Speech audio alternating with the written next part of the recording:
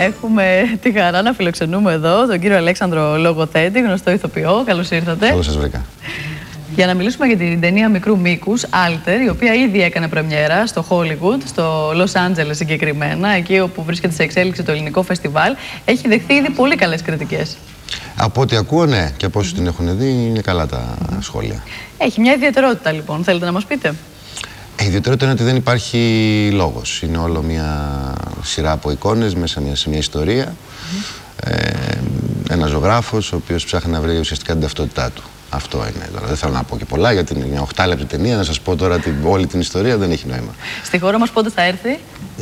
Δεν γνωρίζω. Πιστεύω και ελπίζω στη Δράμα, στο φεστιβάλ Μικρού Μήκους. Προσπαθεί λοιπόν αυτός ο ζωγράφος να βρει την ταυτότητά του, λέτε. Ναι.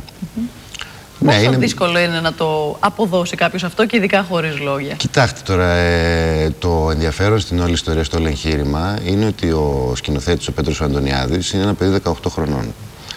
Ήδη έχει κάνει πρώτη ταινία από το 2013. Είναι ένα σπάνιο φαινόμενο και είναι ένα παιδί πολύ ταλαντούχο, το οποίο πάει κυρίως για τη διεύθυνση φωτογραφίας. Και ελπίζω να τα καταφέρει, δηλαδή ελπίζω μέσα στην επόμενη δεκαετία να είναι στην Αμερική και να δουλεύει ως φωτογράφος. Παράλληλα όμως έχει και ανησυχίες από τη μουσική, τη σκηνοθεσία και είναι ένα παιδί που τα κάνει όλα. Ήταν δηλαδή έτσι πολύ ωραία συνάντηση και χάρηκα πάρα πολύ που είδατε, σας μίλησε για τη δουλειά αυτή τη συγκεκριμένη πριν επιλέξετε να συνεργαστείτε μαζί του? Δουλέψαμε μαζί στο νησί, γιατί έκανε βοηθό στην κάμερα, δεύτερος βοηθός, και γνωριστήκαμε εκεί. Και από τη γνωριμία μας προέκυψε η ταινία. Μια που μιλάτε για το νησί, λοιπόν, την πολύ επιτυχημένη σειρά του Μπέγκα, σας έχει επηρεάσει αρκετά. Έχετε δηλώσει και στο παρελθόν ότι σκέφτεστε να πάτε στην Κρήτη και να μείνετε μόνιμα εκεί.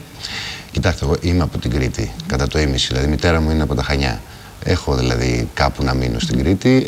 Ήταν μια ευκαιρία απλά να φύγω από την Αθήνα για ένα μεγάλο διάστημα, να ζήσω στην επαρχία.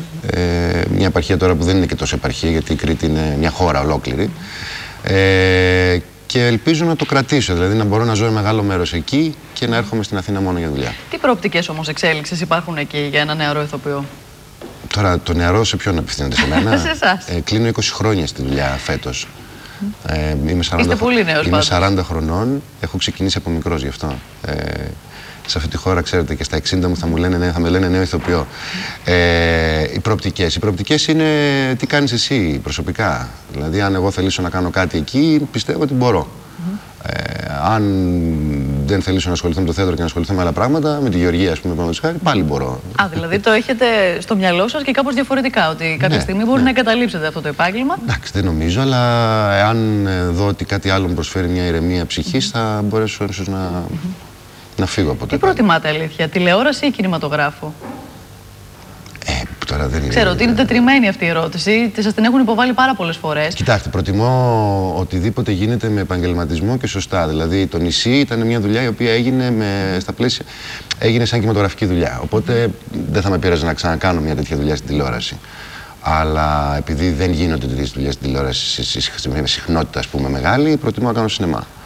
Που και εκεί πάλι υπάρχει πρόβλημα, αλλά τουλάχιστον έχεις μια δυνατότητα να δουλέψεις λίγο περισσότερο, να πας λίγο πιο βαθιά στα πράγματα. Σας βοήθησε καθόλου το ότι είστε γιος του Ηλία Λογοθέτη? Στο ξεκίνημά σας έστω? Αυτό δεν το γνωρίζω, μπορεί και να με βοήθησε. Ναι. Τι πιστεύετε εσείς προσωπικά? Κοιτάξτε, προσωπικά πιστεύω ότι σίγουρα μου άνοιξε κάποιες πόρτες, αλλά από εκεί και πέρα το τι κάνεις είναι προσωπική σου υπόθεση.